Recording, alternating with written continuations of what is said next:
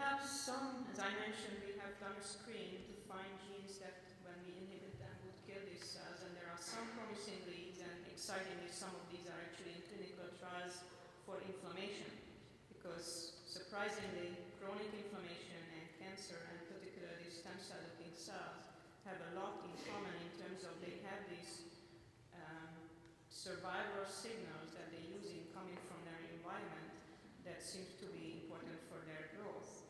And we can inhibit this, and we can actually inhibit these cells and prevent, kill them and prevent their spreading. Or we can also have another type of drug that switches their phenotypes and makes them more differentiated by inhibiting the pathways that make them look like stem cells. One of them is a TGF-beta, which is a growth factor, or transforming growth factor beta.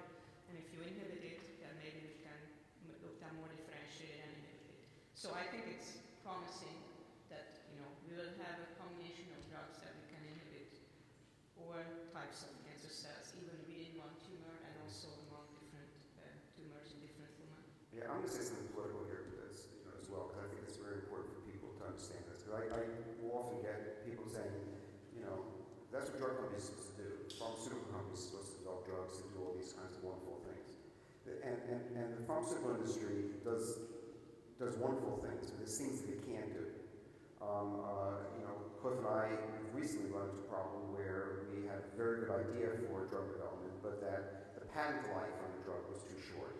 That the number of years left in the patent for the drug was short enough that the company could not ethically invest money into that project because they couldn't possibly get money back from actually the sales of the drugs within the patent life that was left. They wouldn't be honest to their shareholders to be able to do that kind of investment. And it's tragic when that kind of thing happens. When a clear scientific direction is made and you can't follow the clear scientific direction for very good and logical reasons that also make sense. We call these enigmas, where two things are both true but they're incompatible with each other.